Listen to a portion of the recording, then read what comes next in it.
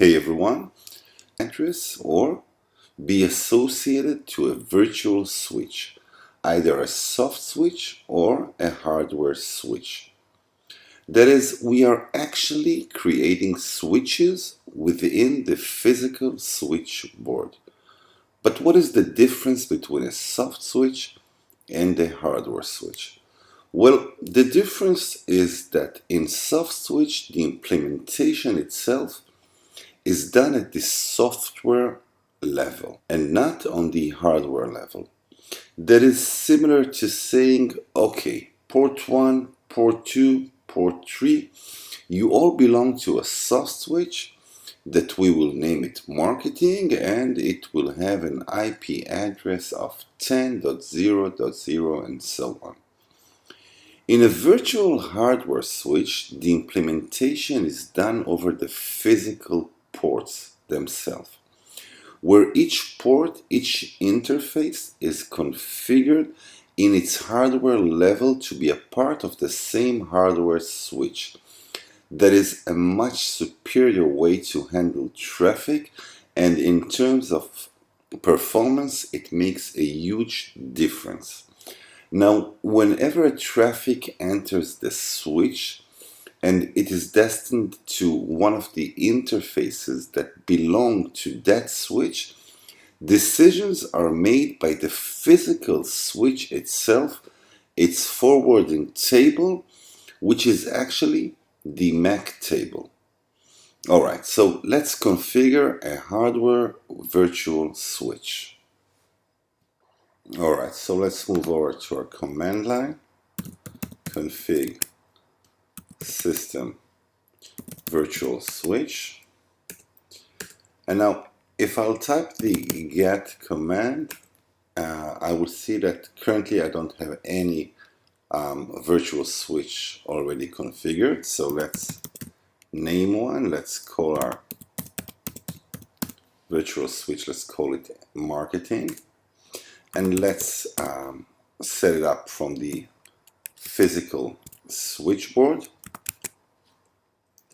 Alright, and now let's configure the different ports that will make out this switch. So let's use internal 4 and let's use internal 5 also, and let's use internal 6.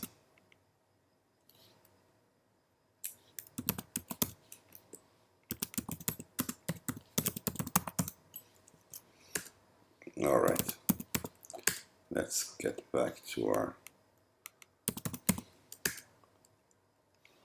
alright, so now let's use the same command as before, config system switch, config system virtual switch, and let's see if we have a switch that is configured. Yes, we have. Here's our marketing switch. Alright, now let's refresh our interface pane to see our new virtual switch. And there it is. Now if we will head over to our setting page of that switch, we can configure its IP address, its management. Let's use LAN2 as our alias, and let's get him an IP address, and that's right, I'm using the same.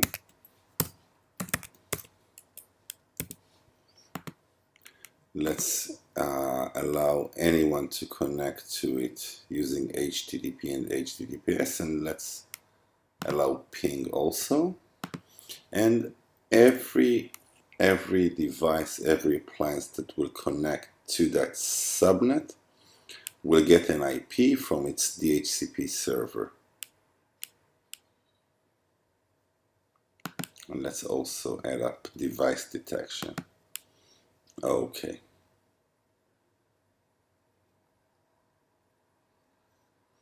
And there we have it. We have a hardware virtual switch with its own subnet, with its own DHCP server. Any appliance that will connect to it will get an IP address from its pool, and any traffic that will head up to one of the interfaces that is within the marketing switch will be forwarded using the forwarding table.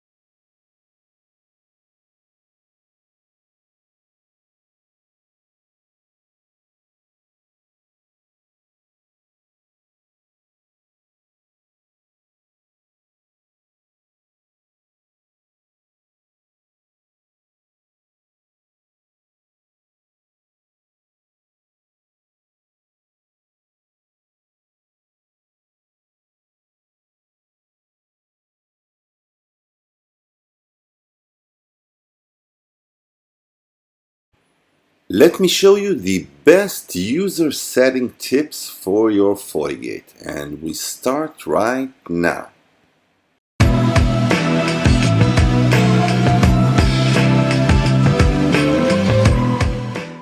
To get more easy setup tips for your Fortigate firewall, subscribe now and don't forget to click on the bell notification and you won't miss anything.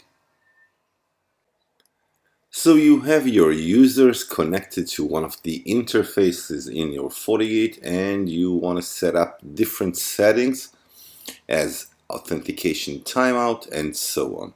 So head over to the command line, config user settings, and the first command is set auto timeout.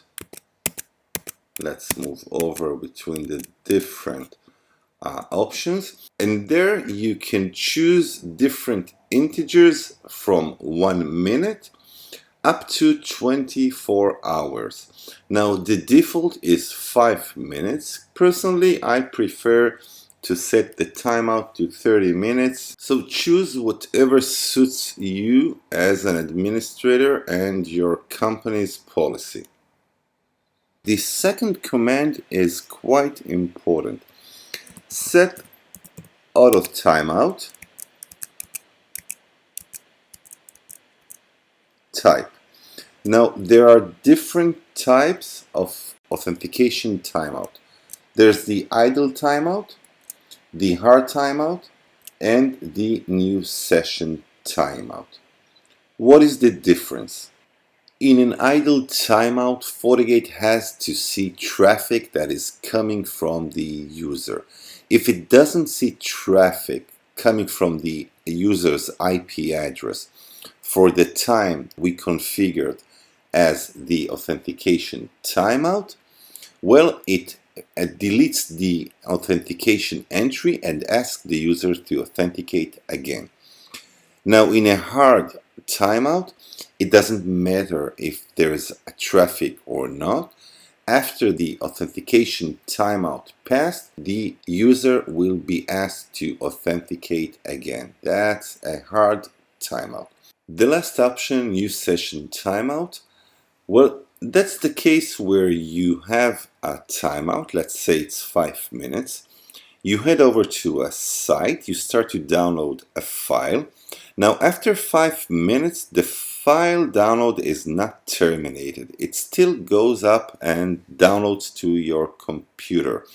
But if you head over to another site, that is, you create a new session, you will be asked to authenticate. Another option that every administrator needs to configure is the amount of failed attempts before the user is being blocked. That is the number of time a user can fail authentication until it is being blocked. Now, the default is currently 5. You can change it up to 100 times. I usually use 3 times. So that is set auth invalid maximum, that is the maximum number of invalid login attempts, and let's set it to 3. Some of your user will probably head over through a captive portal, that is outsource employees and so on. So you can set the set auto portal timeout. That is the amount of time that those employees will need to authenticate again to an integer of between 1 up to 30 minutes.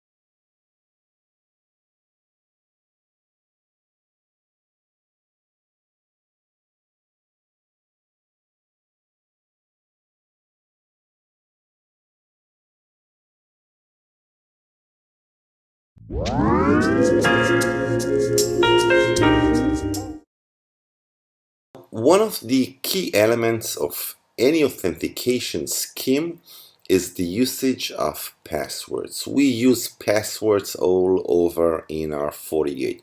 We use it when we configure new users. We use it when we configure our admin profiles.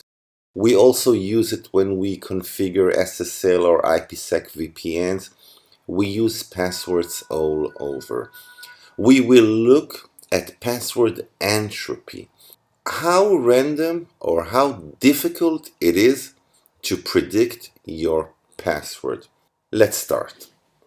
So an entropy in plain words is the difficulty in guessing a password, either in a brute force attack or a dictionary attack.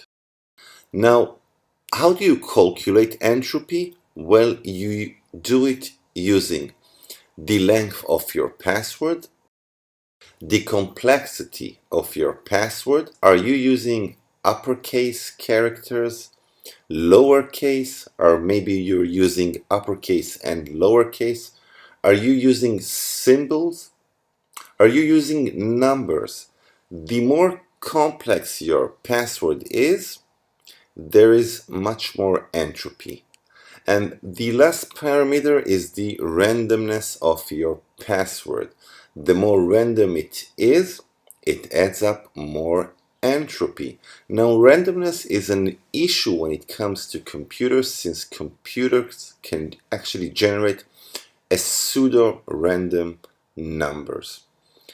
All right, so let's look at an entropy example and things will be much more clearer. So we are calculating entropy using the following formula.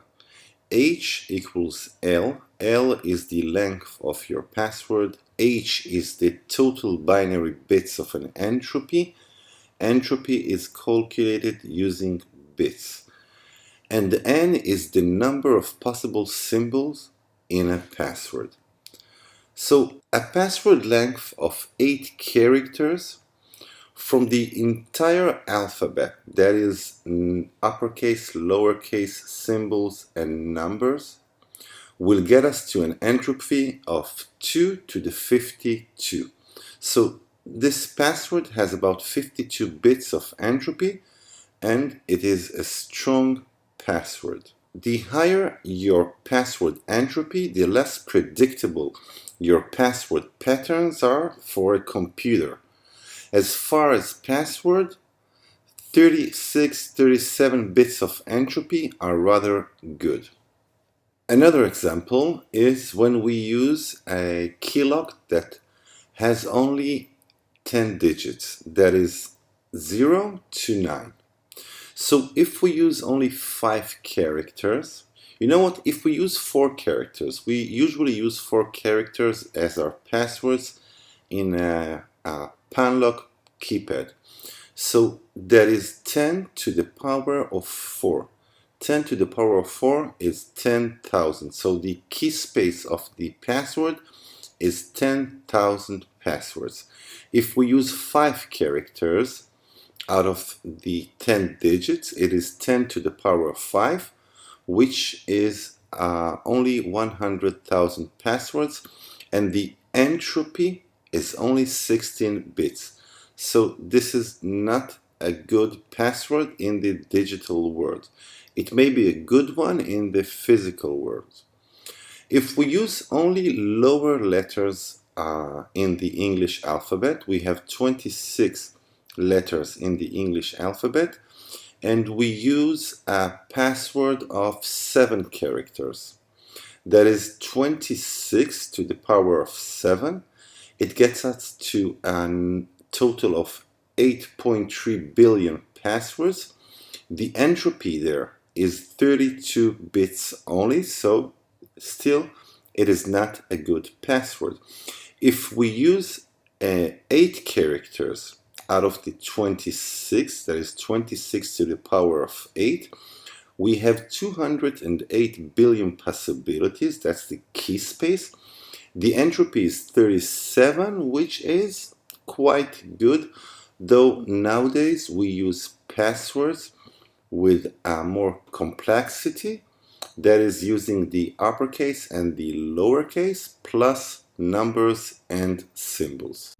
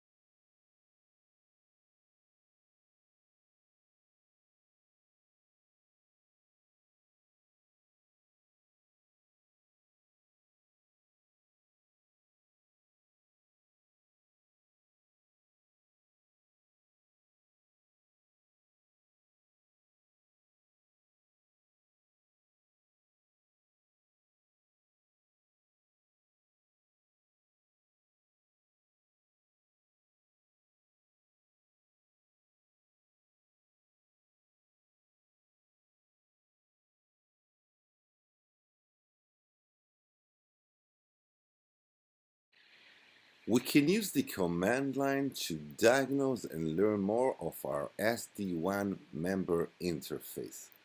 Coming up.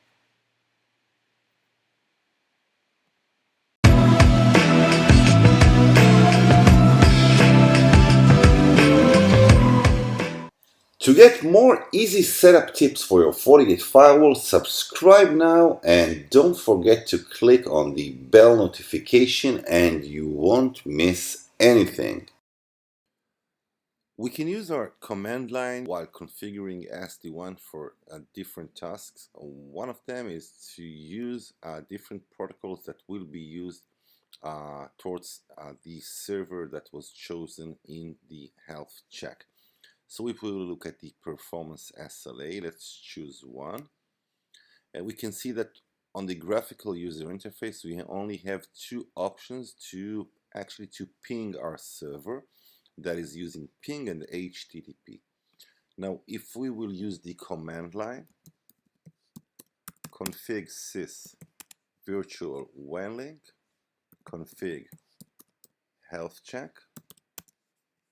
Now let's edit the performance SLA that we have chosen, SIP. Let's see what is chosen. Show full configuration, and we can see that the protocol that was chosen is ping.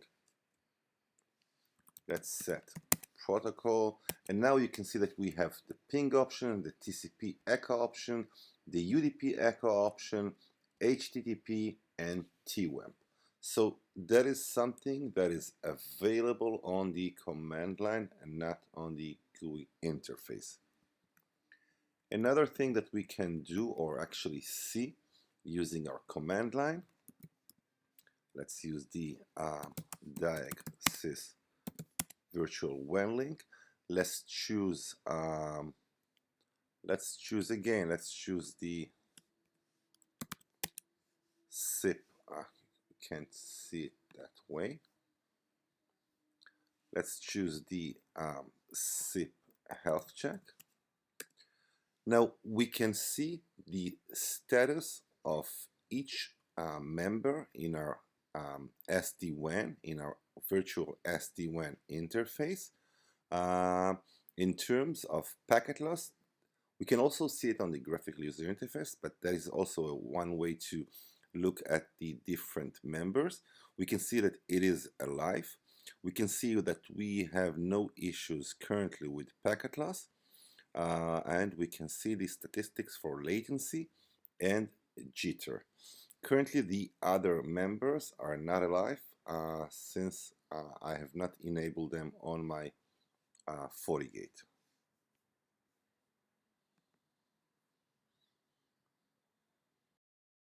Now, whenever we use performance SLA, we are actually telling our Fortigate to probe different services. We can configure up to 2 servers that will be used as beacons. We are doing that to check the status, the health of the different members of the SD-WAN interface. Now, whenever our Fortigate probes that server, it is actually using a route entry that is created. Let's see that route entry. So we will use the get router info kernel, and those entries are actually flagged. They are created in the kernel. They are called fib entries, and they are flagged as proto 17. So to see them, we will use the grep command, and we will use the proto equals 17, and we can see, let's make that a bit bigger. We can see the different routes. They are being sent from the different interface gateway towards the different servers that we have chosen. The first one was actually the Google DNS server, which is 8888, and the second one is 1111. Hey everyone, so here we are at part 4 of certificate operations in your Fortigate. This video series spreads some light on the importance of certificates and why do we use them. It is not a tutorial of how to create a self-signed certificate. We will get to that. It is actually the theory behind digital certificates. So what did we have? We had symmetric encryption, where the two parties share the same secret key. We also learned of asymmetric encryptions, where we use a key pair, a public and a private key, different keys yet related mathematically. And then we had, at part 3, we had hash functions, a one-way function that takes any input and transform it into a digest, a hash value that is not reversible and is collision free. That is, no two different inputs can produce the same hash value. Alright, so let's connect the dots. A CA, which is a certificate authority, issues digital certificate. This digital certificate also contain the public key of the entity who requested the digital certificate. It can be just about any web server out there.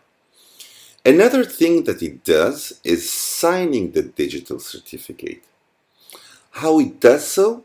It hashes the digital certificate along with the public key and then encrypts it using its private key, using the CA's private key. Now, when a browser connects to a secure web server, it gets the certificate along with a digital signature. Think about it as two different files. It opens the digital signature using the public key of the CA. It has the public key of the CA in its certificate root directory. Now, any browser keeps its certificates, its CA certificates, in a different place. Now, as the file is being decrypted, he gets the hash of the digital certificate value. He then takes the digital certificate, the original one, hashes it using the same hash algorithm that was used by the CA. The type of the algorithm is also present on the certificate itself. We can see it right here. If both hash values are the same, then we have a proof that the entity who sent the certificate is the one who it claims to be.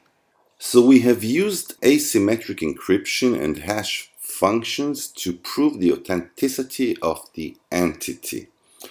Now, the two parties, the browser and the web server, will negotiate the symmetric encryption that will be used as the encryption algorithm, the cipher itself, to encrypt the communication between them.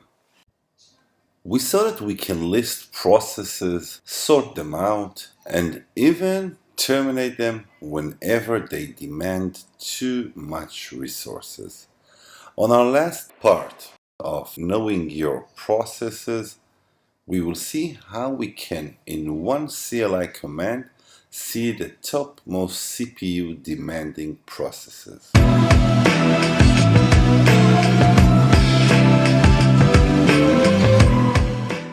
To get more easy setup tips for your Fortigate firewall, subscribe now and don't forget to click on the bell notification and you won't miss anything. One of the features that we saw using the diagnostic command is that we can list the most demanding processes, either CPU and memory, using the M and the P character when it is pressed. Now, there is another command, which is the get system performance top, which lists only the most demanding CPU processes. Let's see it in action. So we use the get sys, sorry for that, get sys performance top.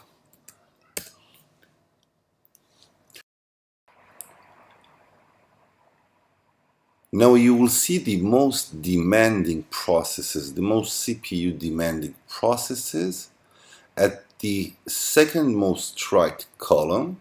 That's the CPU column. The most right column is, as we know, the memory column. Now you will see different processes such as the IPS engine or the antivirus scanner, new CLI, or even the SSH daemon. Now, whenever a process is too demanding in terms of CPU, you may need to kill that process, and we saw how to do it using the diag kill with a signal level and the process ID. Whenever you open an app in your Fortigate, you're actually creating a process. A process is responsible to ask the kernel for resources, CPU resources, RAM resources. How do you manage them? Using the diag top command. Let's take a look.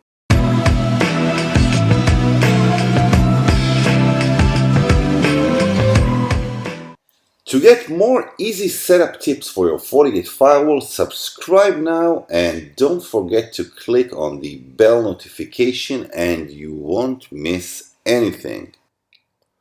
There are some different ways to sort up the processes that are running on your Fortigate, but one of the most popular diagnose command is the diag top command. Now, whenever you launch the diagnostic command, you will see the different processes that are currently running on your Fortigate.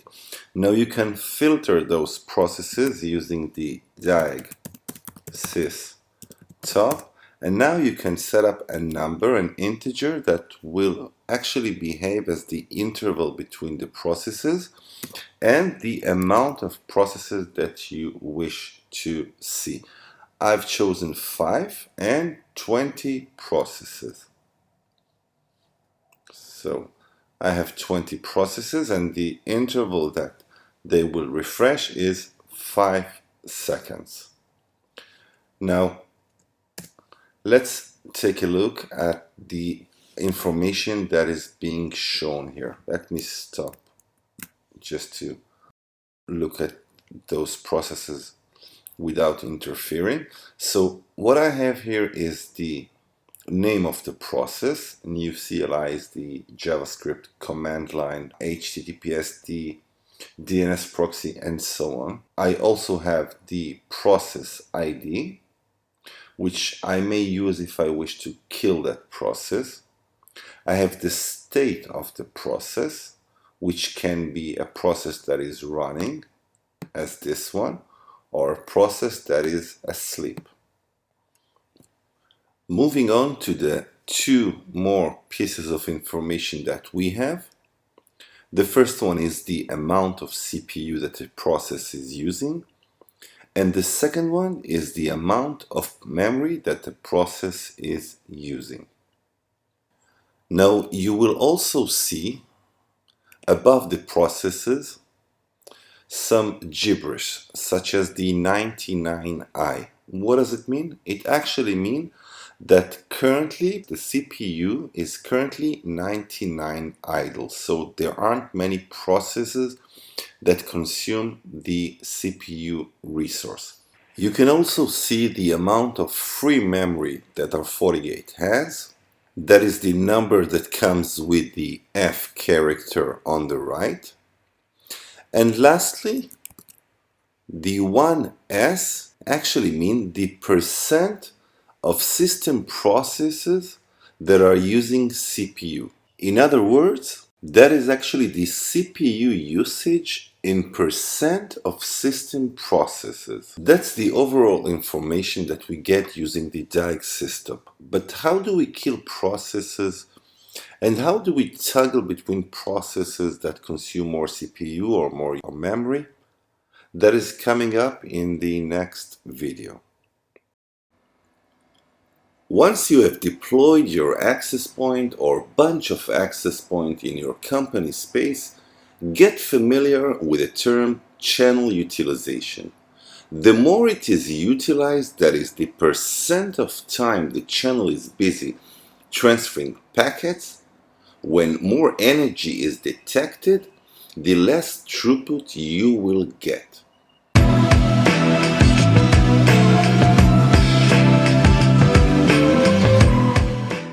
To get more easy setup tips for your Fortigate firewall, subscribe now and don't forget to click on the bell notification and you won't miss anything. When you deploy real-time applications such as voice over IP and video streaming, the recommendation is that you won't have more than 50% airtime utilization. Now, what makes it utilized? Bunch of things. Many SSIDs that send beacons in the air takes up airtime. That's why you don't want too many SSIDs in your network. The beacon interval, which usually is 100 milliseconds, is also responsible for the utilization of your channel, and old clients that support the old standards of B and G also utilize a lot of airtime. So what do? For start, let's change our beacon interval in our access point, and trust me, you will see a dramatic change in the channel utilization. So let's head over to our command line, config wireless controller. Let's make it config wireless controller WTP profile. And now let's edit let's see what we have. We have only a radio that supports 11N, but that's okay. And now let's config radio 1. Alright, and let's set the beacon interval. As I said, usually it is 100 milliseconds. We can put an integer between 40 milliseconds and up to 3.5 seconds. Let's put the 300 milliseconds. So every 300 milliseconds, our access point will send a beacon frame, and that will lower the channel utilization significantly. We have already learned how we can list system processes and show their output on the command line. Now on this video we will look at how we can kill different processes that consumes too much memory or too much CPU power, and how we can list the highest demanding processes on our Fortigate.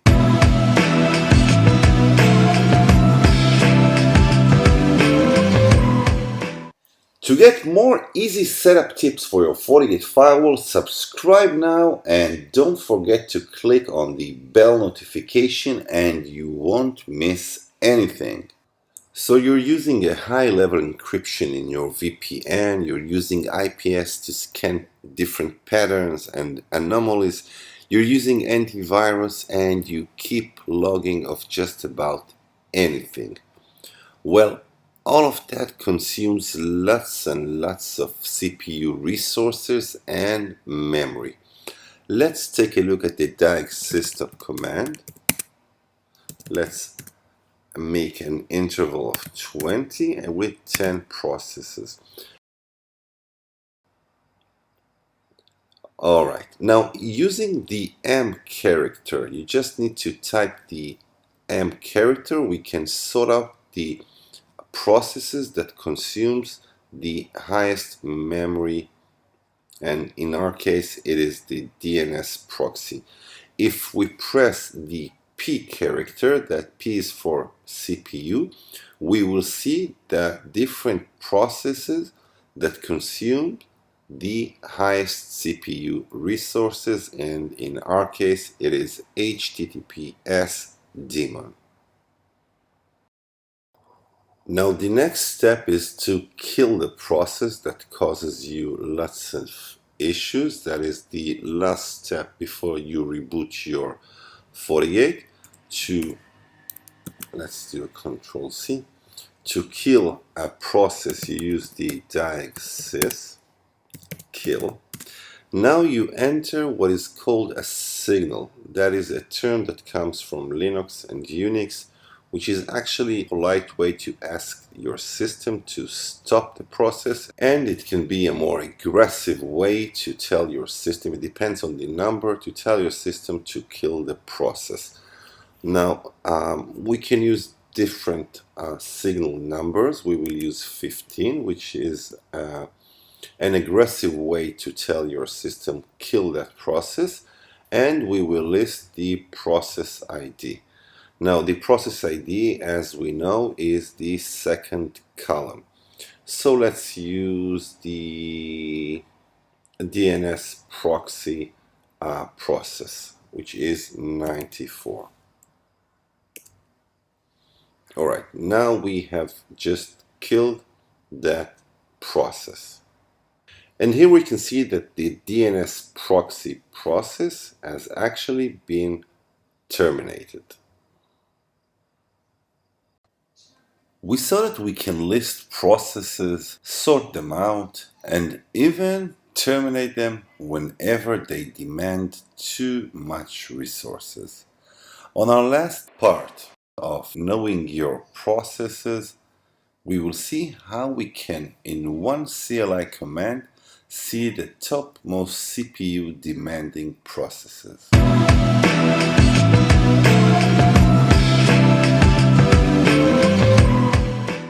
To get more easy setup tips for your Fortigate firewall, subscribe now and don't forget to click on the bell notification and you won't miss anything.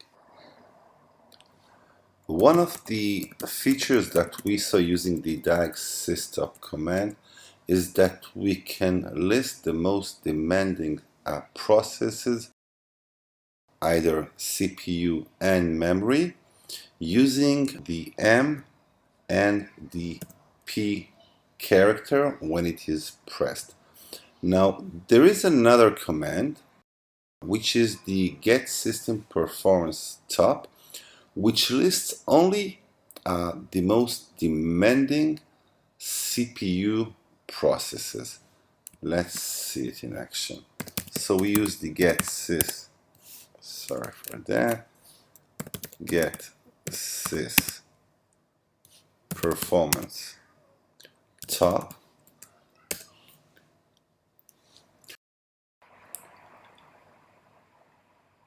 Now you will see the most demanding processes, the most CPU demanding processes at the second most right column.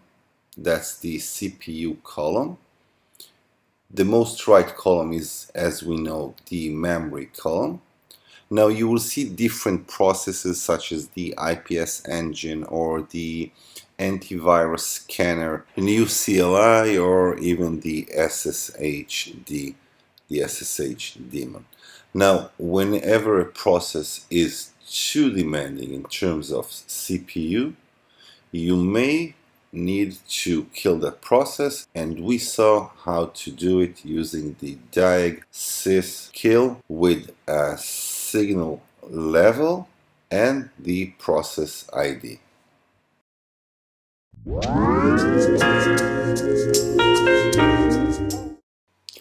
So your access points have been deployed.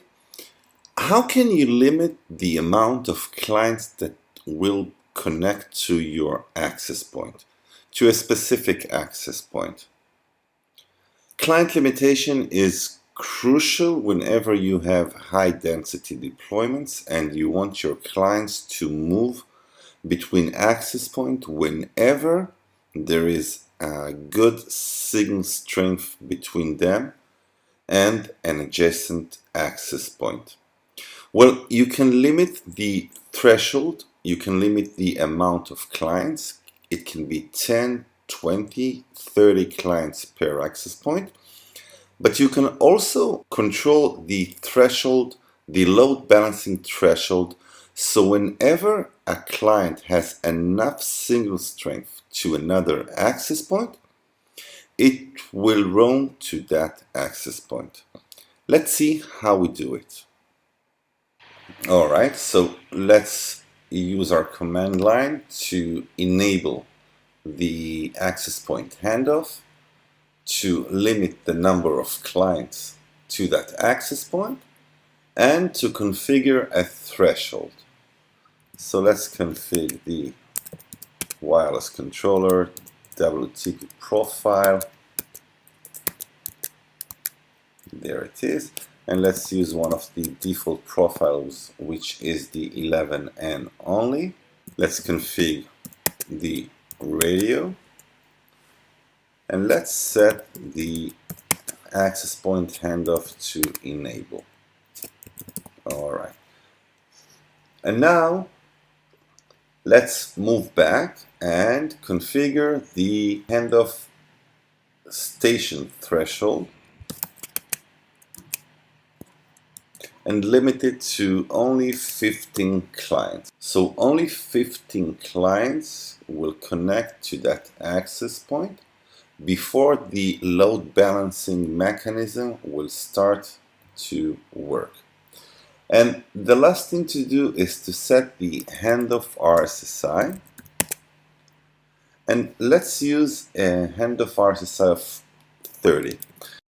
Now, in the case where our clients will try to connect to our access point, the controller, our FortiGate that serves as a controller, will signal the client to connect to another access point.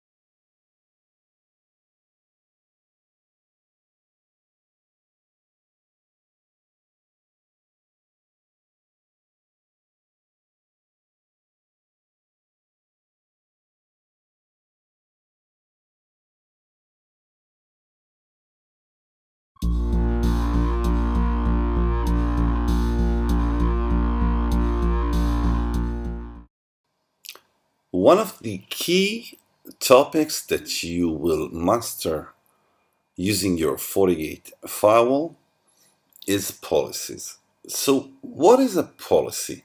Why do we need policies? And how do we configure policies? Well, a policy is a rule that when a traffic flows from one interface to the other, it matches different patterns of the traffic. It matches the interface that the traffic comes from, the destination interface that the traffic is heading towards. It also matches the source of the traffic, its IP address, if it belongs to a user or a user group. If it belongs to a specific device, it can be a PC, it can be a smartphone. And when done, when traffic matches your rules, your specific patterns, then the policy takes the security profiles action, which is an intensive process that looks into the payload itself and looks for different patterns to identify the traffic, to look for viruses, to look for anomalies. We will look at IPS and antivirus later on. And then, when all goes well, the policy decides whether to NAT the traffic and whether to log it. Policy is actually a three-step procedure. Let's look at a very simple policy. We will create one now. Now, on our policy, the first part is the part where we look for matching traffic. Let's name our policy. Let's call it full access. And let's decide that we wish to allow any user that sits on a specific LAN. It can be your marketing division LAN, it can be your finance LAN. Each LAN will probably have a different subnet to get out to the internet over the outgoing interface, which is our WAN interface. Our WAN interface is the interface that is connected to our ISP. Now, in terms of source, we will allow any source to get out to the internet. We can also limit it to specific users or different user group. We can create a user or a user group using the plus sign. We can also limit the traffic to a specific device. So if we, for example, want only Linux devices to get out to the internet, we can limit it to a Linux PC. Now, we will not do it. As for destination, we are not limiting. We will let anyone get out to any destination, but we can limit the destination towards a specific address.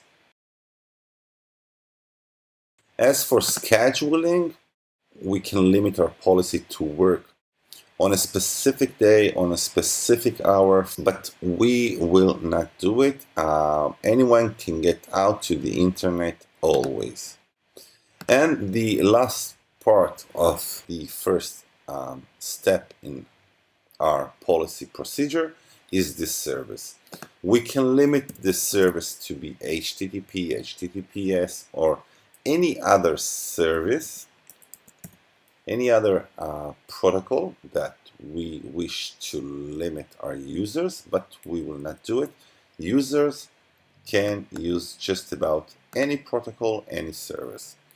And then we decide on the action. Are we accepting the traffic? Are we denying it? Or maybe we are using it as a learned policy.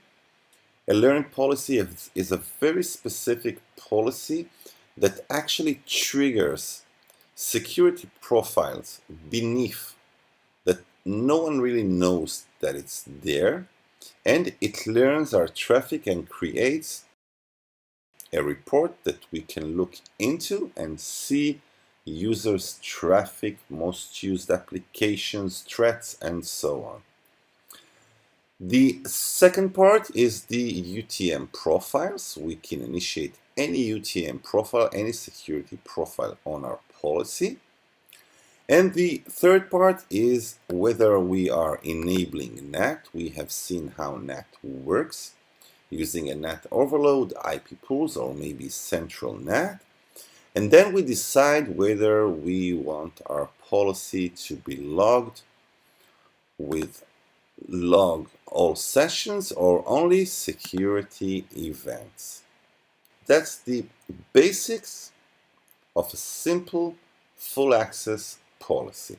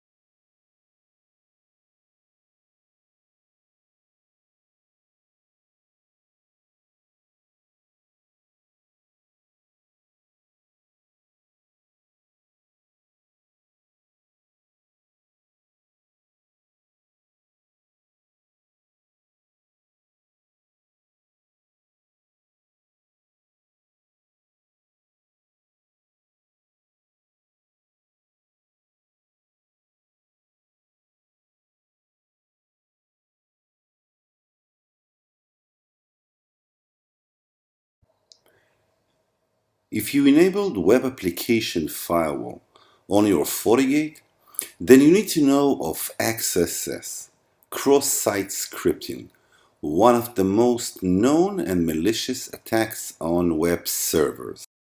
More on XSS coming right now.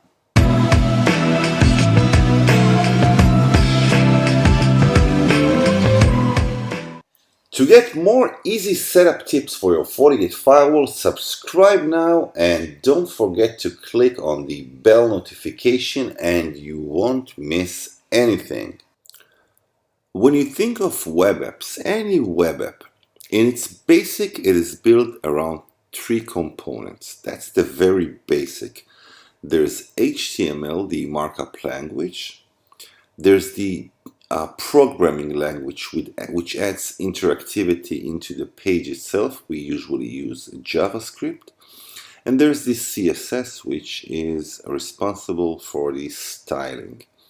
Now, think of a web app that when a user enters an input into one of the forms, fields, or any place that a user input is needed, it doesn't sanitize between a pure data, that is text, and a malicious code. Malicious attackers use XSS for different reasons.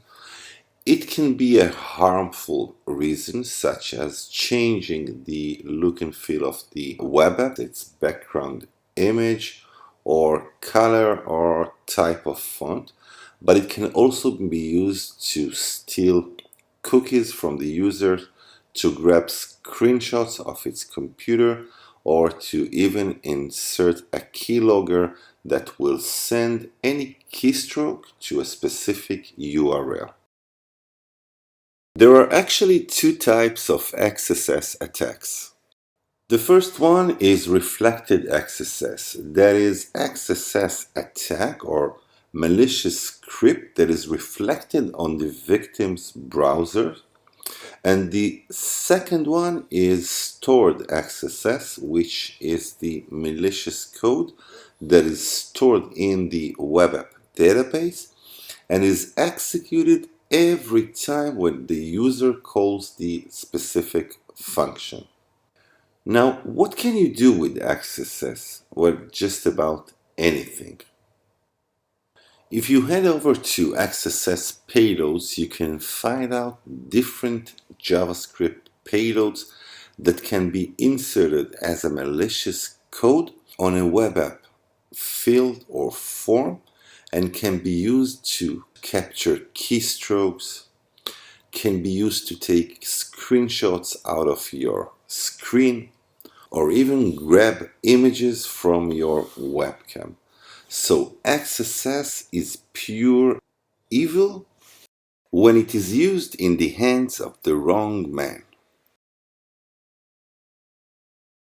Let's look at how the JavaScript itself looks like. So that's the JavaScript itself. Now, in most of the cases, the JavaScript code also takes the information that it grabs. It can be a screenshot from your computer or even your cookies that are being stolen and sends it to the attacker URL where they can grab it and use it against you. One very known attack is when you use XSS to steal some other user's cookies and then you head over to the same website and pretend to be that user.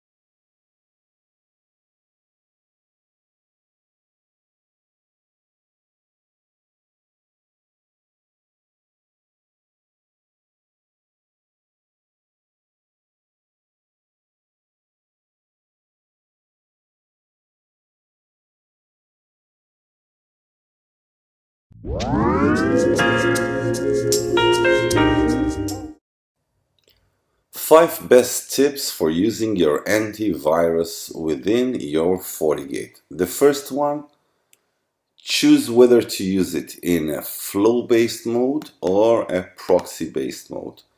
You can see that in a flow-based mode, the features are quite limited, but moving into a proxy-based mode, you can see that you have much more options when using antivirus.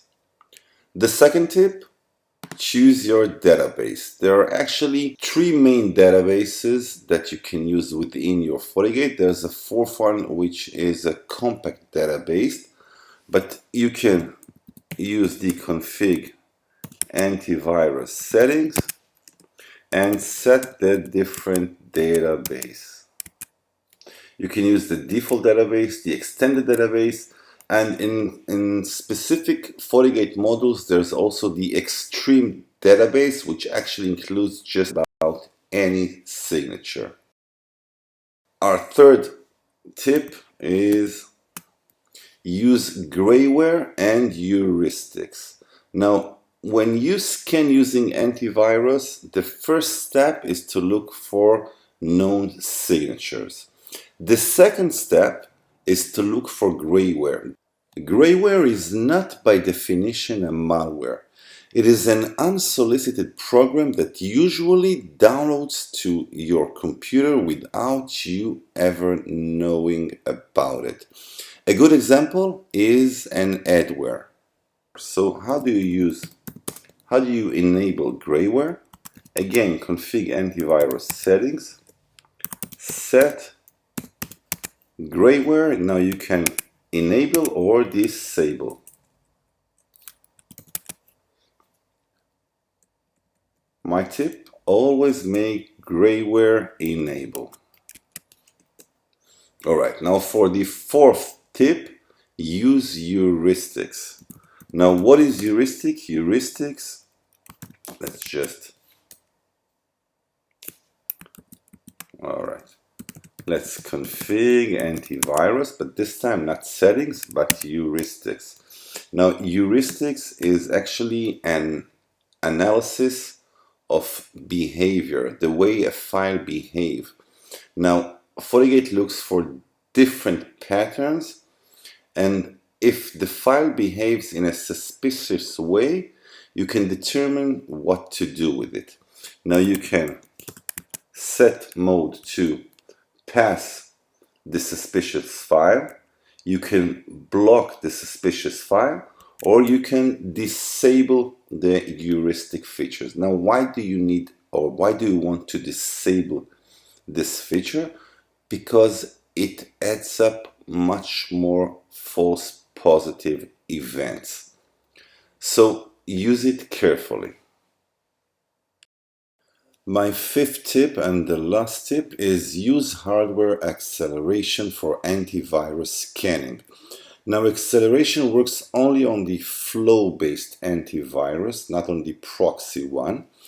And Fortigate models that features the NP4 or the NP6 can accelerate the antivirus processing to enhance performance. So use it by typing in your command line config IPS global, set npxl mode and choose none or basic. Basic actually enables the acceleration itself.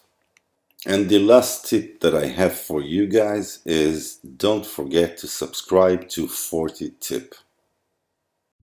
Let me show you the best application control tips for your Fortigate, and we start right now.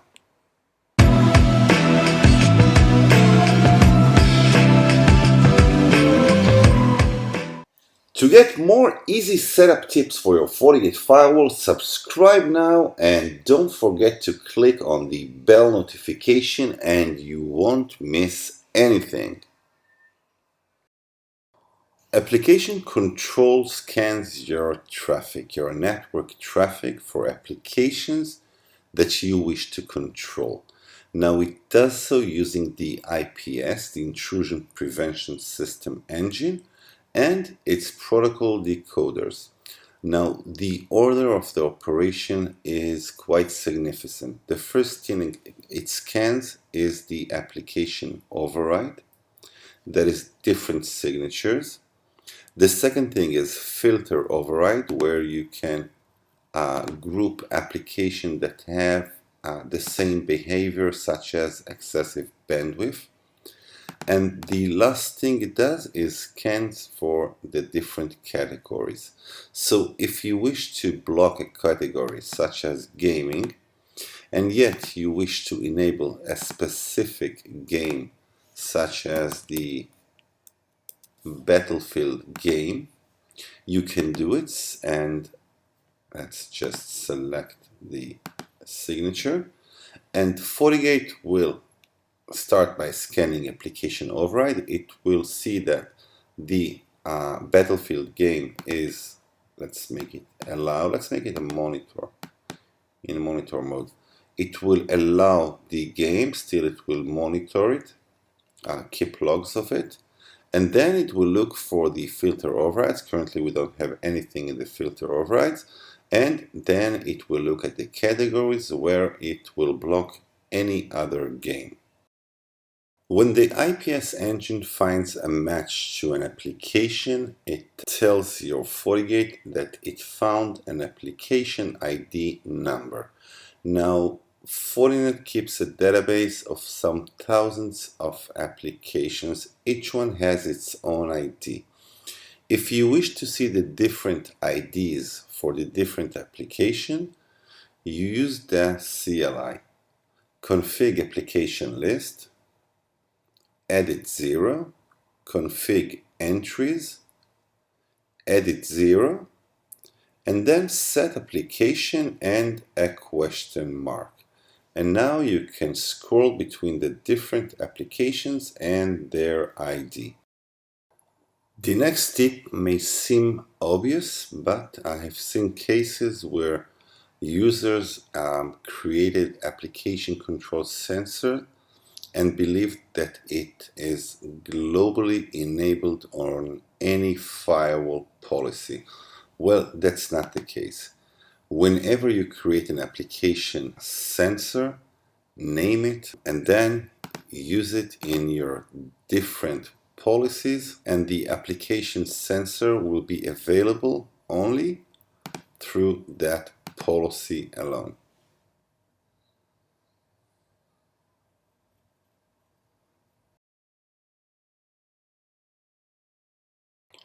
Whenever you as an administrator block an application, don't forget that your users deserve an explanation why that application was blocked.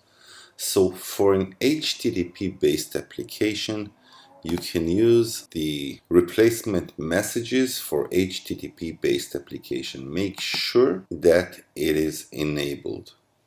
Now, when you enable it, your users will get a blog page that will include the following information. The signature that detected the application, the signatures category, either gaming or peer-to-peer, the URL that was specifically blocked, the client source, that's the IP address of the client, and the server's destination. Now, another thing that the block page includes is the FortiGate's hostname and the UUID of the policy that was governing the traffic.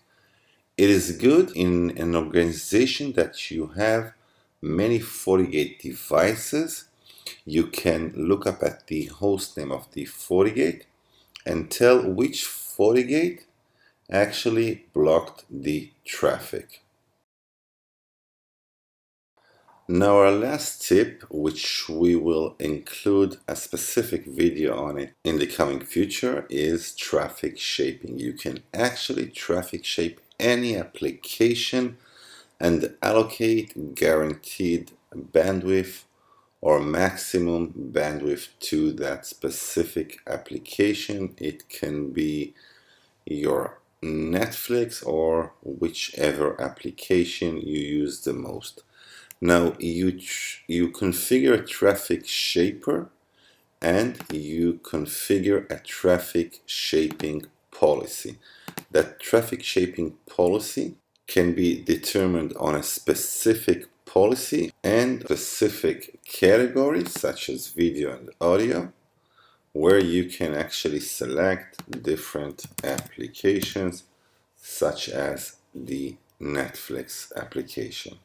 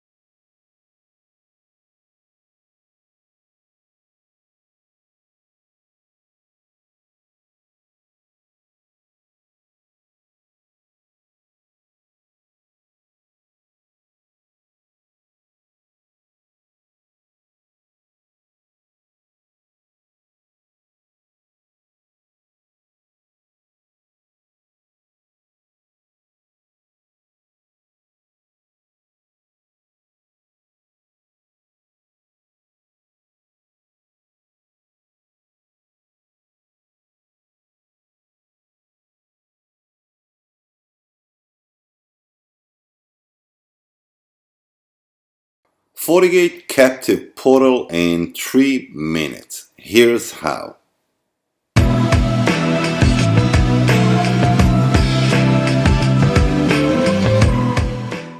To get more easy setup tips for your Fortigate firewall, subscribe now and don't forget to click on the bell notification and you won't miss anything.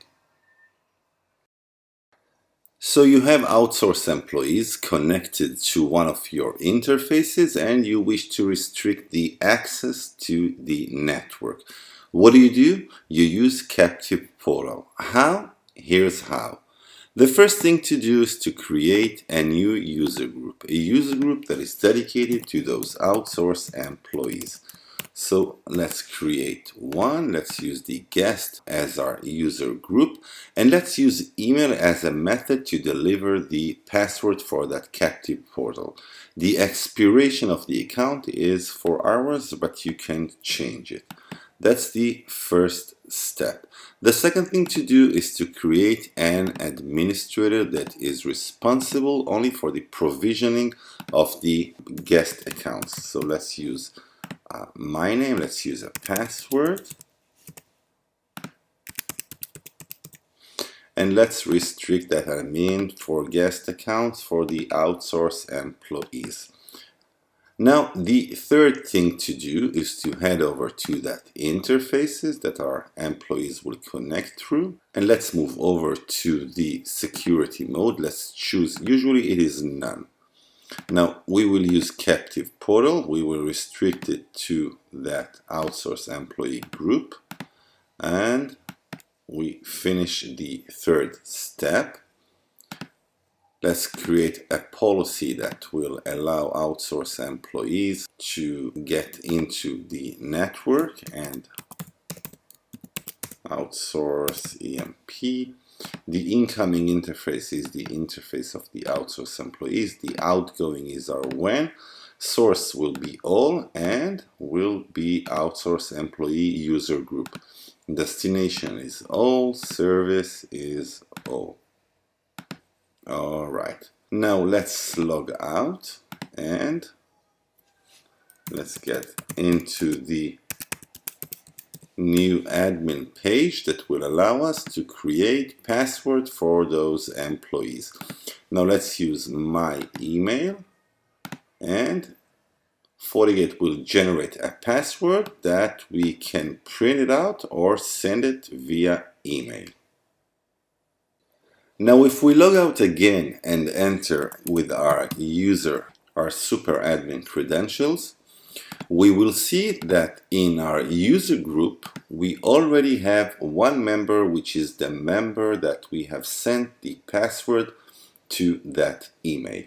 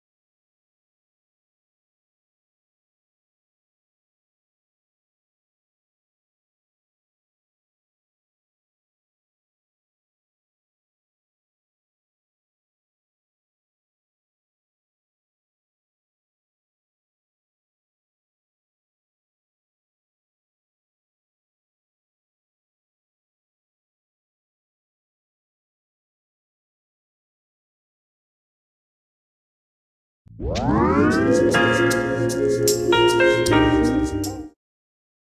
everyone, this is the second part of how certificates work.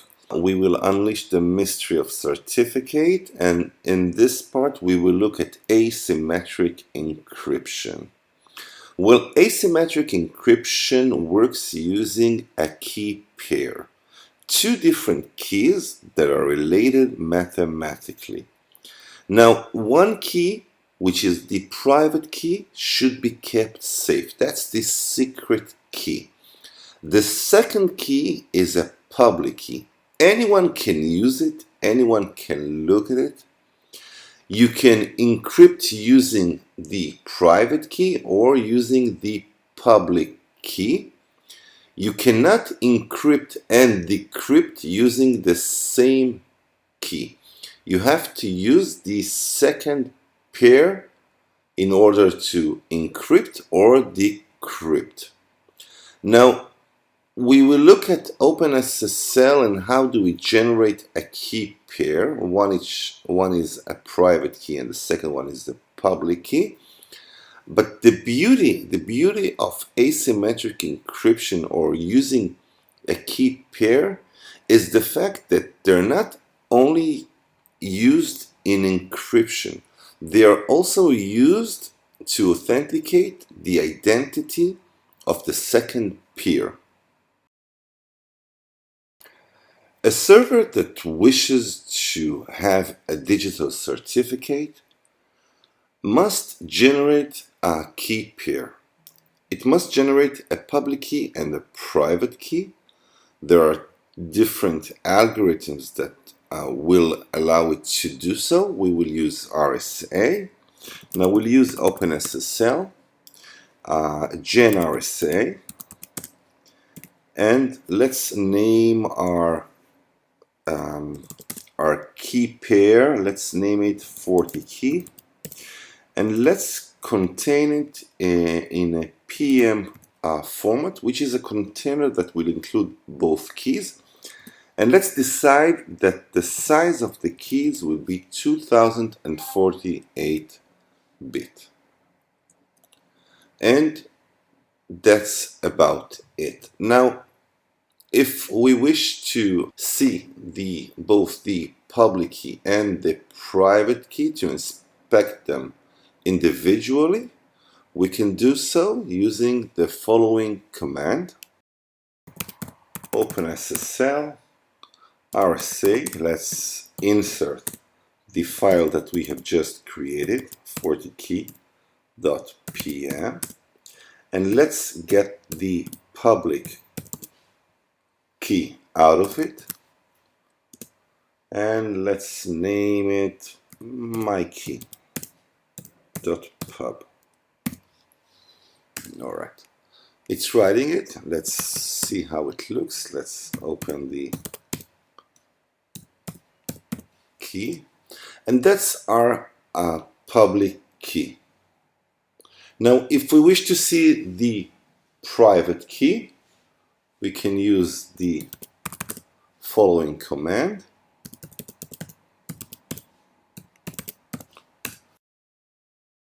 and that's the private key. So we have a public key and a private key, and those two are used when a server requests a certificate using a certificate signing request. It sends the public key as a part of its information. We will look later on how a certificate authority takes that information and actually creates a digital certificate plus a digital signature that will prove that he or it is the one that it claims to be.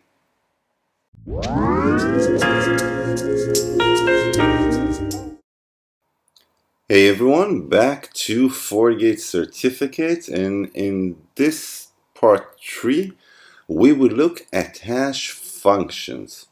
Now, what is a hash function? A hash function is a mathematical function that takes any input and produces a hash value. Now, the hash value is always in a fixed size according to the hash function that was used. The hash value is also called a digest, and it should be impossible to produce the same value for two different inputs.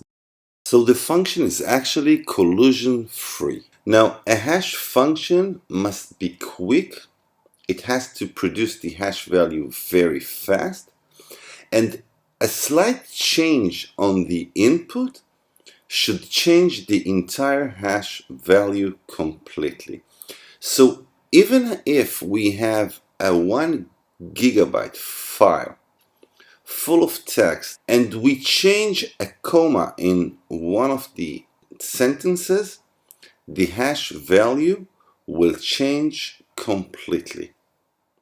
So we have the input, we have the hash function, and we have the digest, the hash value. Now, when do we use it? We use it for integrity. Whenever we send a file, it can be just about any file, and we want to check its integrity, that no one touched it, no one tampered with the bit stream. We make a hash value out of the file, and then on the other side we compare the same file using the same hash function. If the two hash values are the same, then no one tampered with the file. If the hash value changes, then someone probably touched the file. There are dozens of hash functions that are used just about anywhere. When a web server stores passwords in its database, they are being hashed. They are being hashed using different hash functions such as the SHA-256 or the SHA-512. To make the hash stronger, we also use what is known as a salt. We generate random numbers to be added to the password itself, and thus the hash value will be much more difficult to guess. Now the term guessing is the right term, since hashes are in no way an encryption technique. They are not used for encryption. They are only a mathematical function, a one-way mathematical function that takes an input, turns it into another value, and there's no way back. They are not reversible. Alright, so enough with that. Let's move over to OpenSSL. Let's reproduce some hashes out of different inputs. And at the end, that will probably be part 4 of the series. We will recap what we have learned by now. That is symmetric encryption, asymmetric encryption, and hash functions. And we will look at certificate, a digital certificate, and understand how it all matches. Alright, so we'll use OpenSSL, but let's start out by using the echo command. And let's write down some text. I have a secret message. Alright, now let's grab it into OpenSSL. And let's use MD5. MD5 is a hash function that produces a 128-bit value. Now that's the hash value of that text. Now if I'll use the same text, but I'll change the E to an A, you'll see that I get another hash value, completely different hash value. Let's go back to the same text, and it will produce the same hash value as before. Now if we will use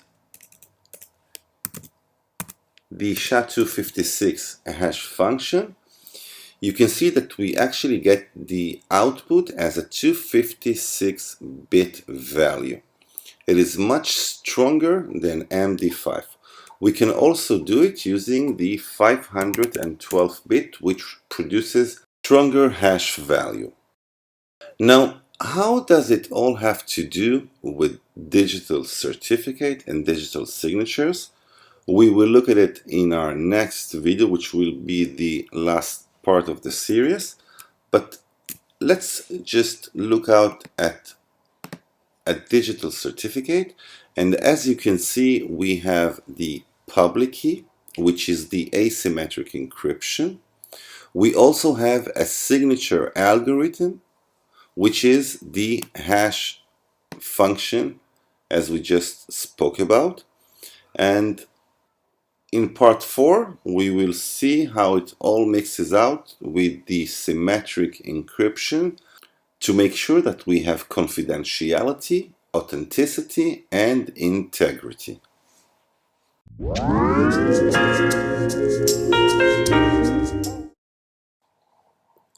One of the toughest topics to understand when we deal with security appliance is probably the world of certificates, a digital certificates. Why? Because understanding certificates means that you have to understand what is a symmetric encryption, asymmetric encryption, and hash functions. Now, we will start with a video series that will try to lighten up the issue, and we will start with a basic introduction to symmetric encryption. We will do it using OpenSSL. So a symmetric encryption means, and that is the very basic meaning, that we take a plain text, we use an algorithm, which is a mathematical function that uses substitution and uses transpositioning, and we are using a key that is known to both parties. The key is the same. Later on, we will deal with the key space and what does it mean. And now we will take the plain text and we will use the algorithm together with the key to turn it into a cipher text. So if we'll open up a text file and let's write down Fortinet secret key, and now let's save it. Let's save the file as Fortinet. Let's open it again just to make sure that we have the plain text. And now let's use OpenSSL. Let's use AES 128. AES is a symmetric encryption algorithm. In our case, we are using a key space of 128 bits. That is 2 to the power of 128. And let's insert the Fortinet text and let's output as cipher text. Let's call it cipher Fortinet. We are asked to insert a password. The password is not the key. The password is part of the key derivation. So let's enter the password. Let's enter it again. And now we have a ciphertext. Let's look at the ciphertext. We have called the ciphertext cipher Fortinet. And there it is. That's the encrypted plain text.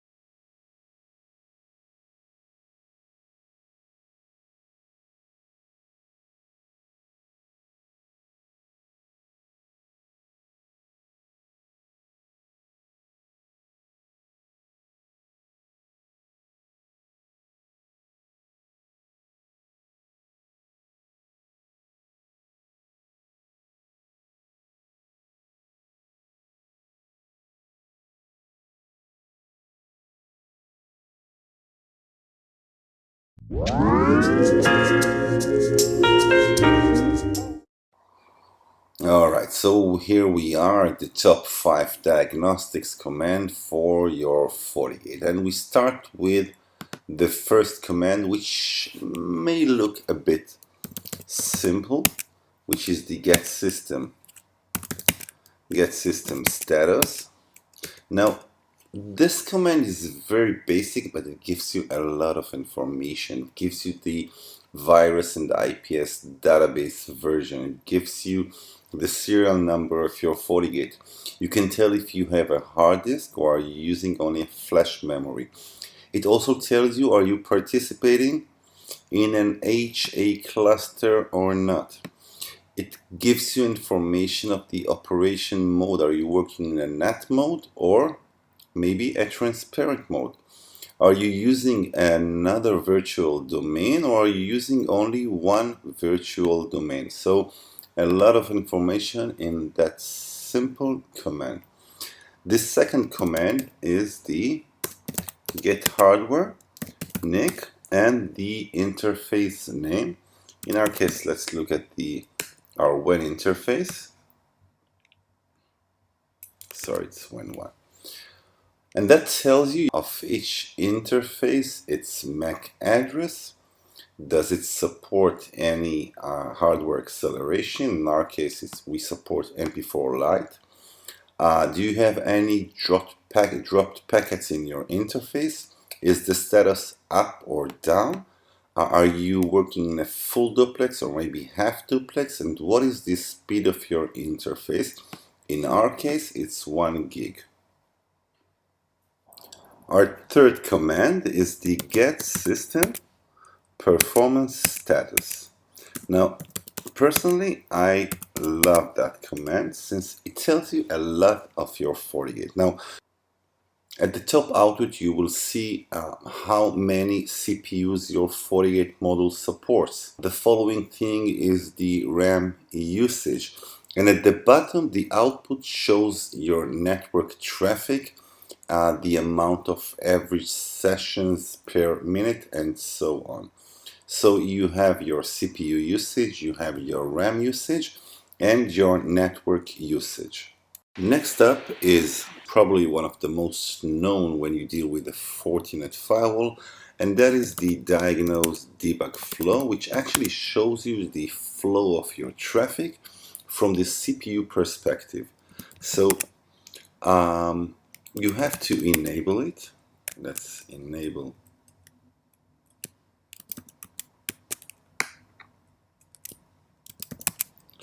And then you use the diagnose debug flow. You usually use filters, since if you're not filtering your traffic, there could be tons of traffic that will be shown on your command line and it won't be so easy to analyze. So let's filter a specific address, which is the 10.0.3.16. And now the next thing to do is to diagnose debug flow and trace. And let's use a count of 10 packets to show. And it shows us tons of information from the specific source host that we have chosen to just about anywhere that the traffic flows. It shows us the source NAT and the destination NAT, and it shows us the policy that is being used. A great tool for debugging and troubleshooting. Alright, now the next command is the diagsys session list, which shows you the sessions that are being handled on your FortiGate, and that also shows us tons of information. You can see the different protocols that are being used. You can also use it using specific filters or grabbing different source address, and that will show you a limited portion of the information that is relevant towards a specific host only. And Our last command is the diagnostic, which is similar to the top command in Linux, and that shows you each and every process in your FortiGate. It shows you the process name, the process ID. It shows you its state. Is it asleep or maybe it is running? It shows you how much memory is being consumed and how much CPU is being consumed. Whenever you have issues with one of the processes in your FortiGate, that is probably one of the first places to check.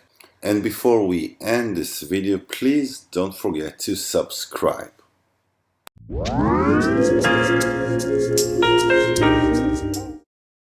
Your Wi-Fi throughput can vary for different reasons. Noise, misconfiguration of the access point, co-channel interference, adjacent channels, and so on. But one of the main reasons is obstacles in your physical space. Obstacles that will make your RF signal reflect and propagate to different directions. One of the mechanisms that are used in Wi-Fi is the guard interval. It protects symbols in your packets from getting back and damage other symbols. Mostly we use a guard interval of 800 nanoseconds, but since 802.11n we can also use short guard interval of 400 nanosecond. It can help you increase the throughput in your Wi-Fi deployment, but don't use short guard interval whenever you have high density deployment. Let's try it out, and please comment me back on this video and tell me if it helped you to increase your throughput. I can tell you that in my case, it actually helped me to increase my throughput in about 10%. So let's do it. So let's move over to the CLI. Let's configure the wireless controller WTP profile. And now let's edit one of the most used access points, which is the 4221. Let's configure its radio. Alright, let's see the full configuration. And as we can see, the short guard interval is disabled. So we can set the short guard interval to be enabled. That's about it. Now, don't use it in any deployment. Learn what happens in your network in real time and make decisions by it.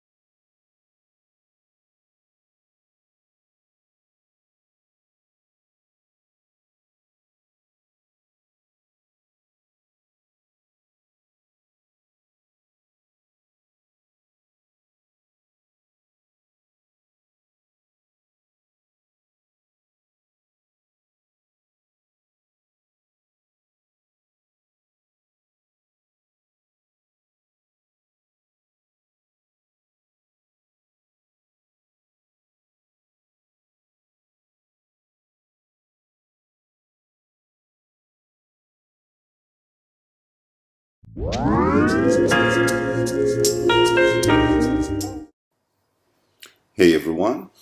So you have your FortiGate and its switchboard includes physical ports.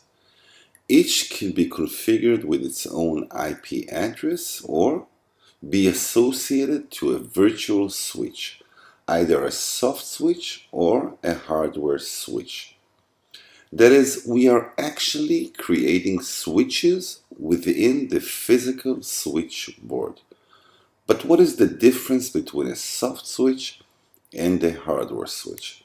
Well, the difference is that in soft switch, the implementation itself is done at the software level and not on the hardware level.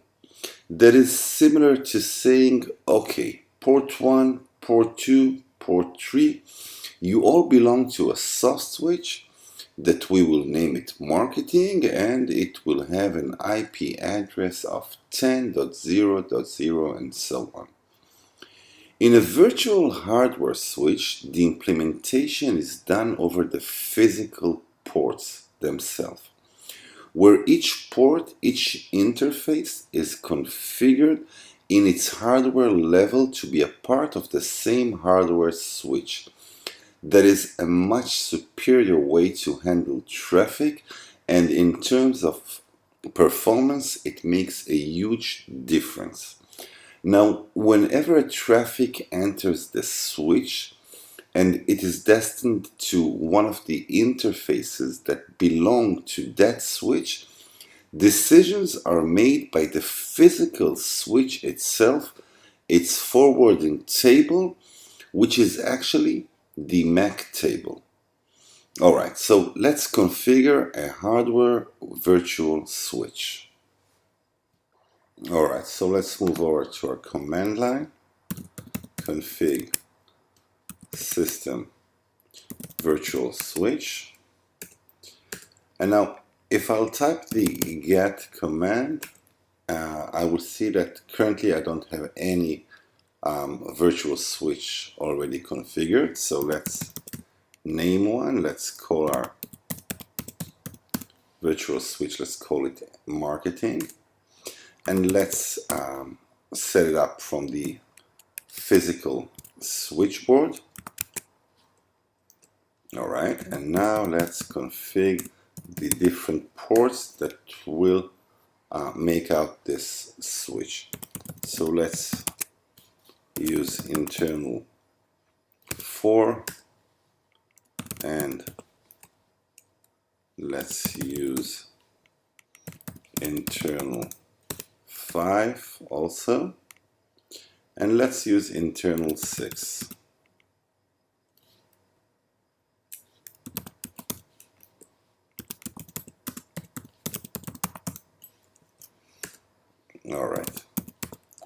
Let's get back to our...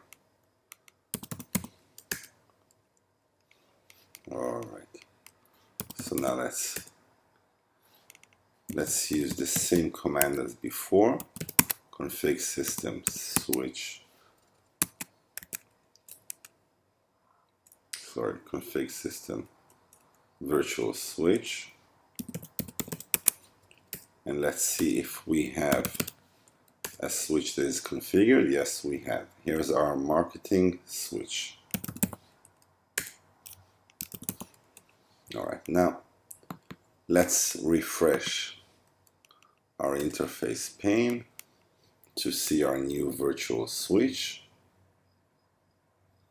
And there it is. Now, if we will head over to our setting page of that switch, we can configure its IP address, its management. Let's use LAN2 as our alias, and let's get him an IP address, and that's right. I'm using the same.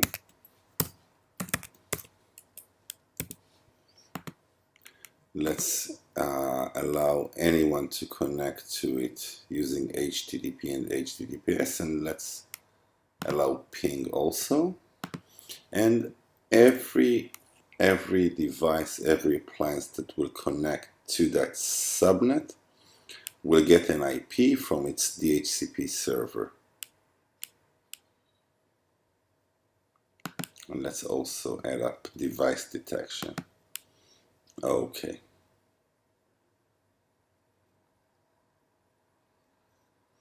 And there we have it. We have a hardware virtual switch with its own subnet, with its own DHCP server. Any appliance that will connect to it will get an IP address from its pool, and any traffic that will head up to one of the interfaces that is within the marketing switch will be forwarded using the forwarding table.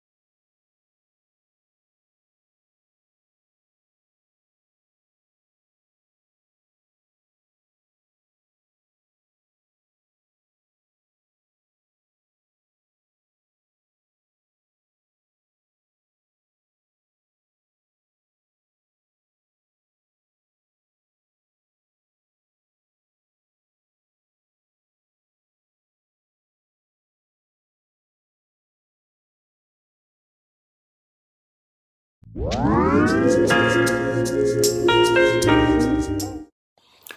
of the coolest features of your FortiGate is its ability to packet capture just about any traffic that flows from different sources towards different destinations. Now you can capture packets using two ways. The first one is using the GUI itself in network packet capture, and you can enable different filters, but the way that I like is the TCP dump way. That is doing it in the command line interface. And I didn't mention TCP dump for nothing. The syntax is very similar. Now, if you use the GUI option, you can import the results into a pkf file and then open it in Wireshark. But we will use the CLI way, as I find it much more quicker to analyze. So the basic syntax for capturing packets is the diagnose command, and then we'll use this sniffer and packet.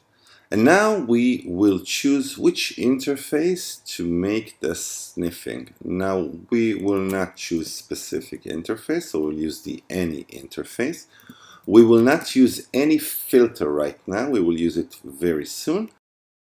The amount of verbosity, the amount of details which we will use is 4. Packet count will be 10. And we'll also use a timestamp using the A command. Now let's open it so we can see it much clearer. And we can see that we have action in our WAN1 interface with a source of 10.0.3.139 towards the FortiGate appliance itself, which is in the 10.0.3.16. We have different TCP packets using different flags, and we will use a specific filter that will define the if we can see any action that is being done using the ICMP protocol. If we will use the same command without the A at the end, we will get the same results, but without the timestamp. So use it when troubleshooting packets. Now, if we'll want to use, let's add the A. If we'll want to use a specific filter,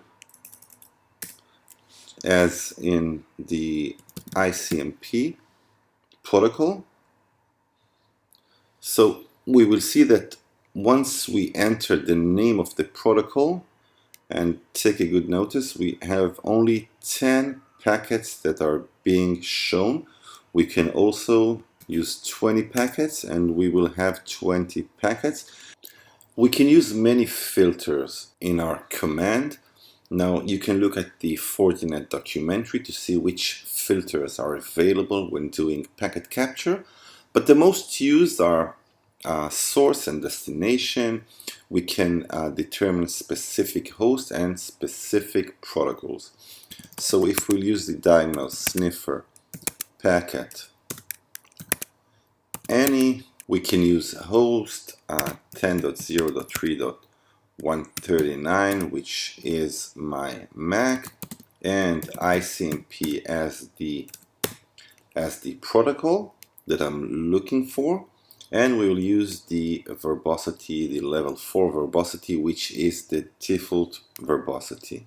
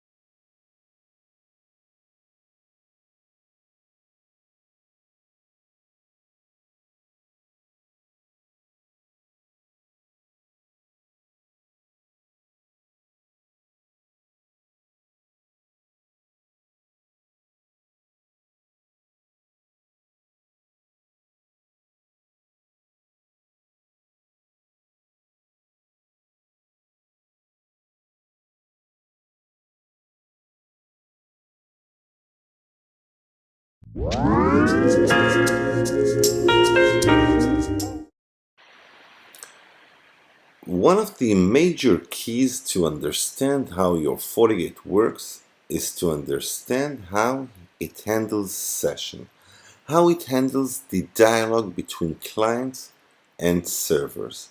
Now, FortiGate is a session-aware firewall. We all know the get system session list, which gives us an overview of the sessions that are currently running on your FortiGate between different clients towards different destination. We can also see the source net. We can see which protocol is being used. Another well-known command is the diagnostic session list, which we can also filter based on the host IP or destination IP. But I would like to show you another command, which I'm not sure that is that popular, which is the get system session info full stat. Now let's make the screen a bit bigger.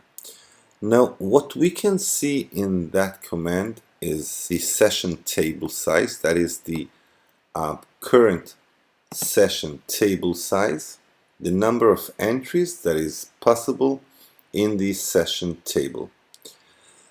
Another thing we can see is how many sessions are being used right now. In our case, we have 64 sessions that are being used right now. The session count is the number of sessions in the kernel. Now we can also see several more things. We can see the memory tension drop. That is the number of dropped sessions due to a system that is running out of memory. Another very interesting information that we can find is the ephemeral, which is actually a buffer that protects our table, our session table, from getting overloaded. That is, if a denial of service attack is happening. Now, the first number is the amount of sessions that are in use. The second number is the maximum number that is allowed. Now, if we see that both numbers are very close, then there is a good indication that a denial of service is actually happening on your organization. The other thing that we can see is the TCP sessions. Now, looking at the TCP sessions, we can see their state. Each session has a different state. So we can see that we have 11 sessions in established state. That is, they have finished the three-way handshake connection. The connection now is established and they can transfer data. We can also see that we have one session that is in a time wait state. Now, the time wait state is a special state that happens when a connection termination request is sent, and our Fortigate actually reserves some time to ensure that the remote side received the termination request. This video is all about setup tips for your Fortigate, and we are starting right now.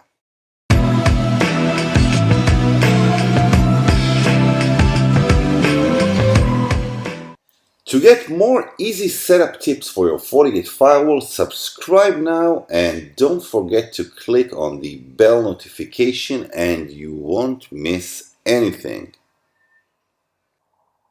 One of the most common questions that I get every time is, how do I set up my Fortigate? I'm not interested currently in any intrusion prevention system sensors. I'm not interested in IPsec VPNs.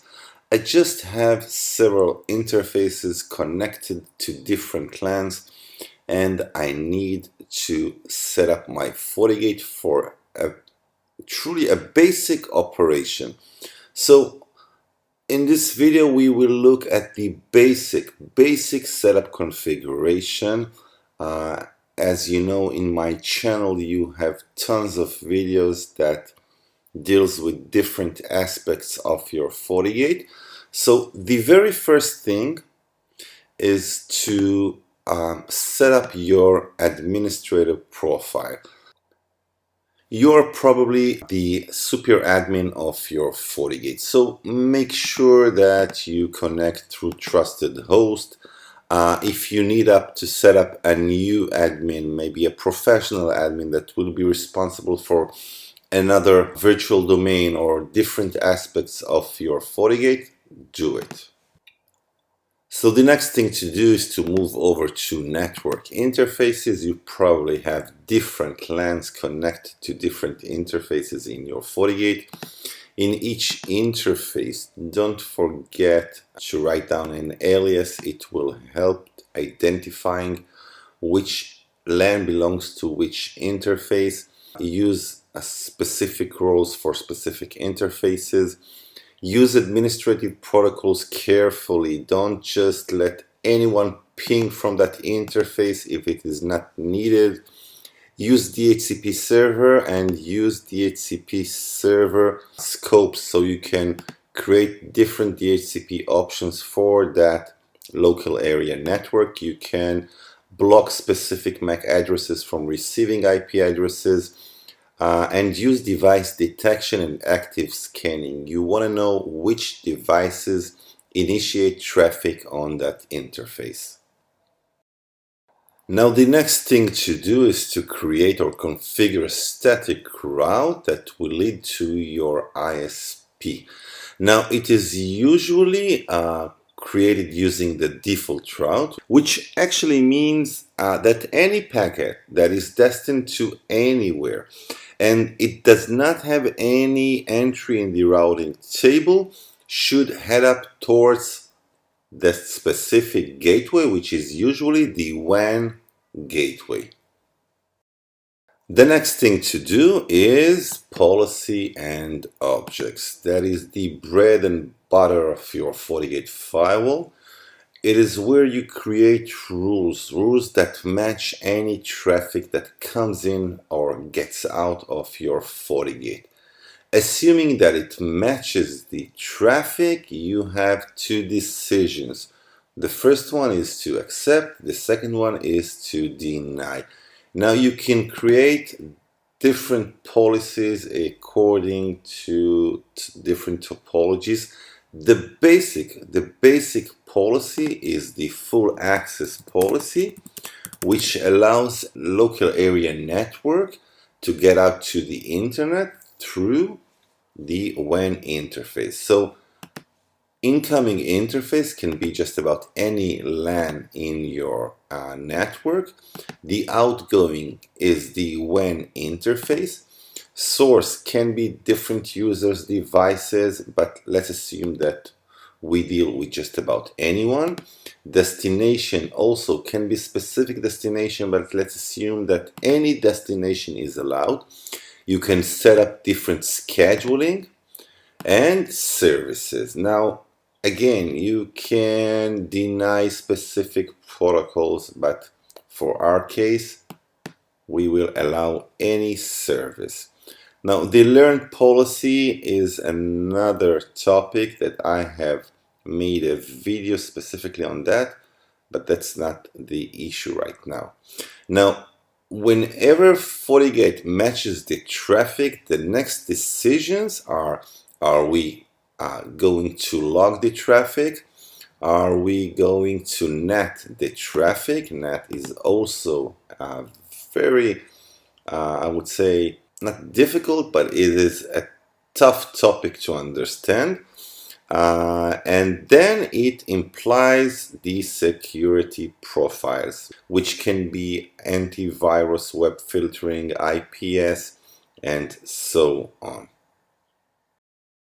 And our last setup is actually moving into the log and report and see whatever happens in your FortiGate. Now, there's a lot of happening whenever a traffic comes in and gets out, whenever an admin logs in into one of the interfaces, whenever there's a VPN tunnel that initiates or stops working. You need to maximize your understanding on what is happening on your network, and the best thing to do is to look at the login report and understand your network baseline. For years, it is known mostly as the #1 web application vulnerability, SQL injection, when a user input becomes an attack vector. Don't go anywhere.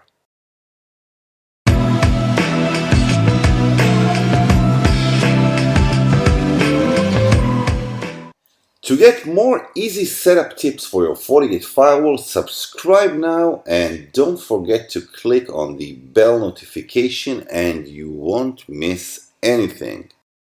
To understand SQL injection attack, we have to go back to the basic. So we have a web app, it runs on our browser, and just about any web app has different input fields that we enter user credentials or we enter reviews or just about anything, comments and so on. Whenever we do it, our web server that hosts the web app contacts its database.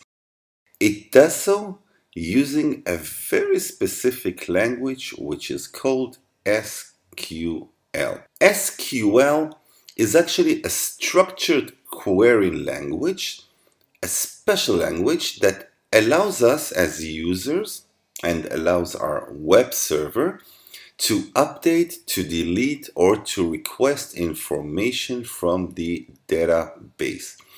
To do so, our web app sends SQL statements to the server. Now you can send a batch of SQL statements. There is a group of 2 or more SQL statements that are separated by semicolon. The server processes our request and returns back the results.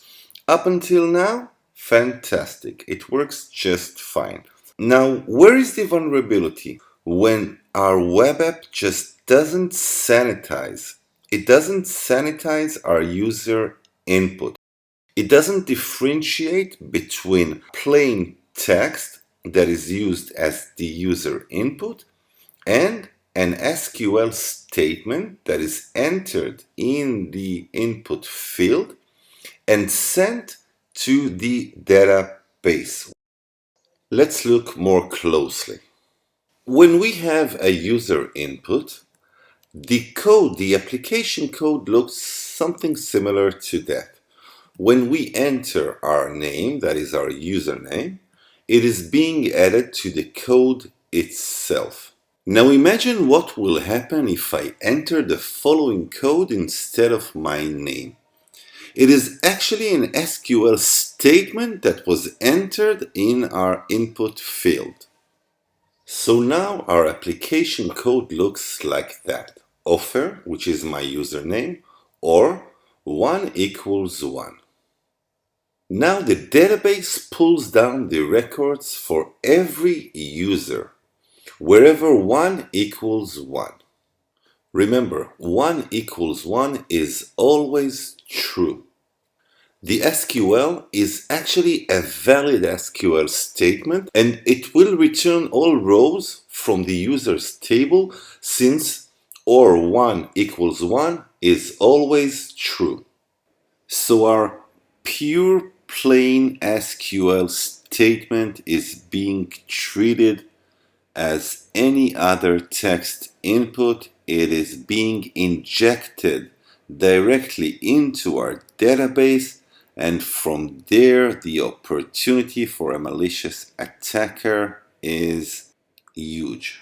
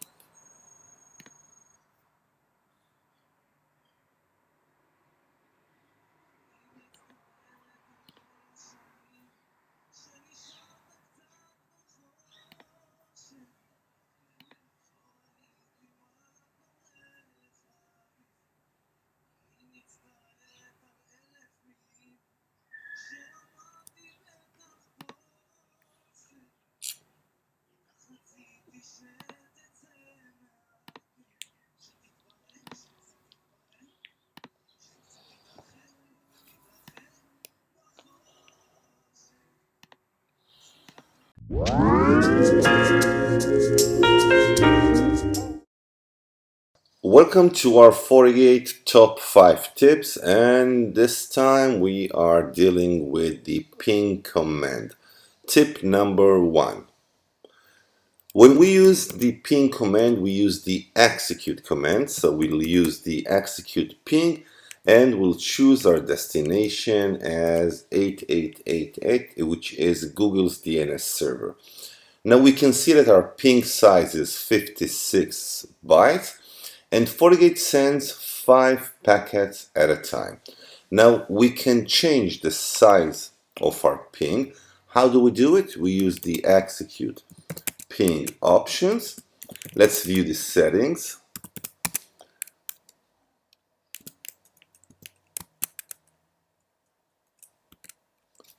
All right. And now if we will use the execute ping options, data size, we can choose ICMP packets to be in different size. Let's choose 90. So now our ping size is 90 bytes. Let's choose the same target. Execute ping towards 8888.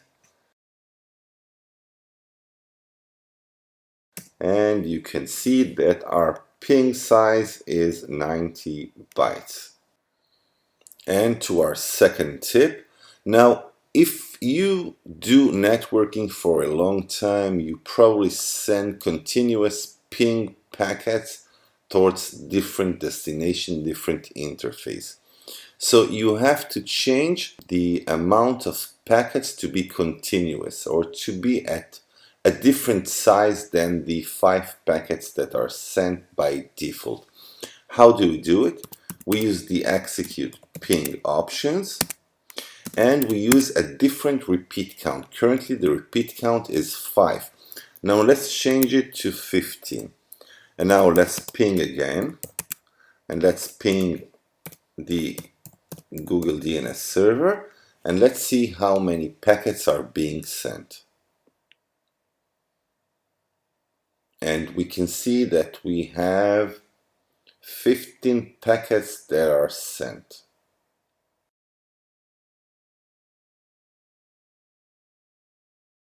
And now for our third tip, let's clear that out. Now we have different interfaces in our FortiGate and sometimes we wish to send ping packets from different interfaces. So how do we do it? I have currently an interface at the 10.0.4.1. So let's use the same execute ping options. And now let's choose a different source. In my case, it's the 10.0.4.1. And now if I'll use the same ping command, the packets will be sent from the 10.0.4.1. Moving on to tip number 4. Usually a ping command is being discarded after 64 hops. Now we can choose a different integer. We can choose an integer between 1 and 255 hops.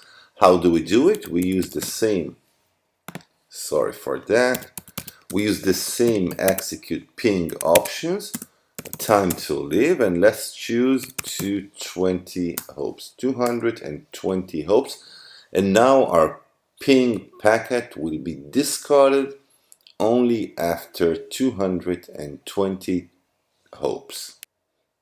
Alright, and now let's move over to our fifth tip. Sometimes as an administrator, you use different settings.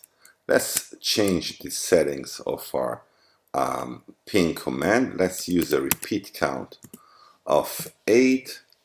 Let's use a different data size. Let's make our ping size 80 bytes. And let's use a different source. Alright, let's use the 10.0.4.1 as our source. Now, if we will use the view settings,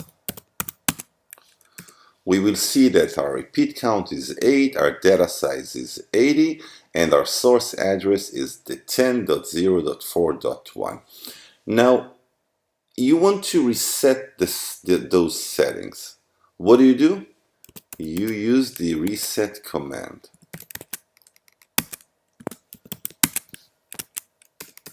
And now if we'll take a look at the view settings, we will see that it all came back